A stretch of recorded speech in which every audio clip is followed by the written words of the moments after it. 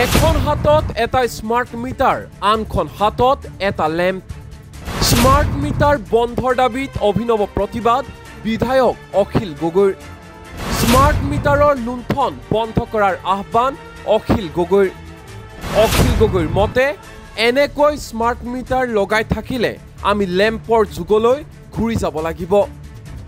নাহৰগুটি অমিতা চাকি জ্বলোৱা দিনবোৰলৈ আমি উভতি যাব লাগিব। অসম বিধানসভাৰ শৰৎকালীন অধিৱেশনৰ প্ৰথমটো দিনতে অভিনৱ প্ৰতিবাদেৰে ৰাজ্যজুৰি চৰ্চাত বিধায়ক অখিল গগৈ।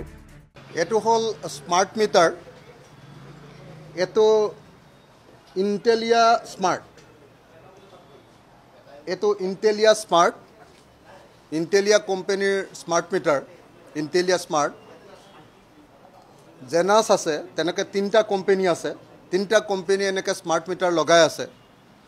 আৰু যদি এনেকৈ স্মাৰ্ট মিটাৰ লগাই থাকে তেতিয়াহ'লে আমি আকৌ পুৰণা যুগলৈ ঘূৰি যাব লাগিব। যিটো লুণ্ঠন চলিছে স্মাৰ্ট মিটাৰ, আকৌ লেমৰ যুগলৈ ঘূৰি যাব লাগিব। লেমৰ যুগ, আকৌ চাকিৰ যুগলৈ ঘূৰি যাব লাগিব। আকৌ নাহৰ গুটিৰ যুগলৈ ঘূৰি যাব লাগিব। আকৌ অমিতাত মিঠাতেল দি অমিতা কাটি মিঠাতেল দি মিঠাতেলৰ চাকিৰ যুগলৈ ঘূৰি যাব লাগিব। এইটোৱে হৈছে আজিৰ দিনত স্মাৰ্ট মিটাৰৰ লুণ্ঠন।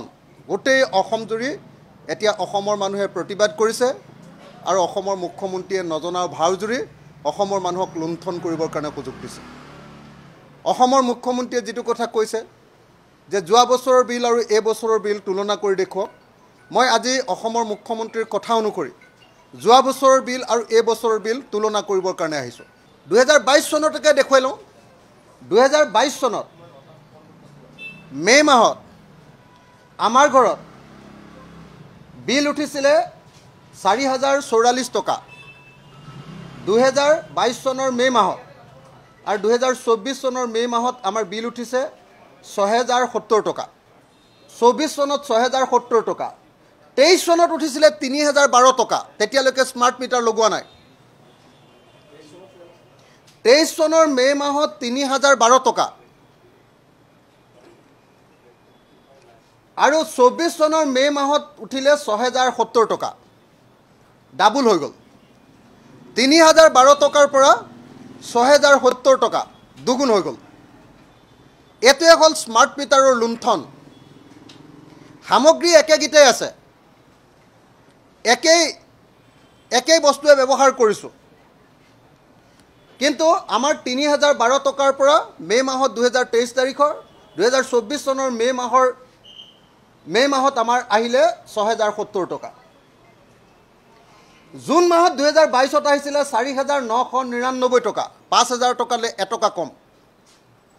আৰু 24 চনৰ জুন মাহত আহিলে 7,101 টকা।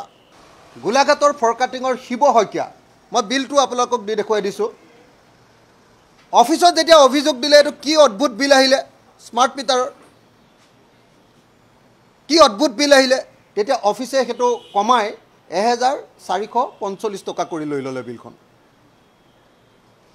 1,13,454 টকাৰ বিল কমপ্লেইন কৰাৰ পাছত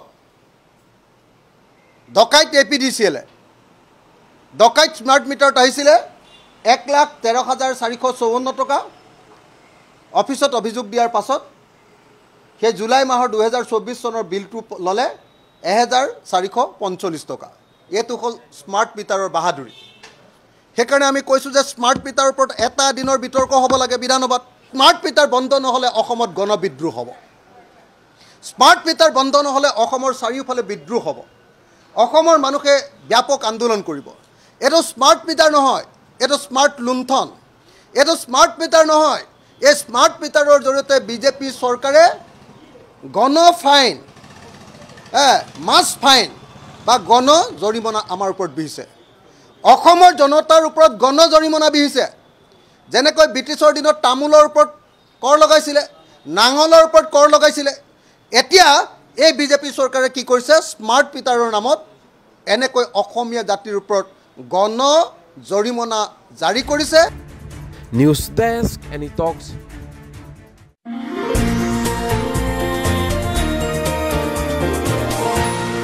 এনি টক্স।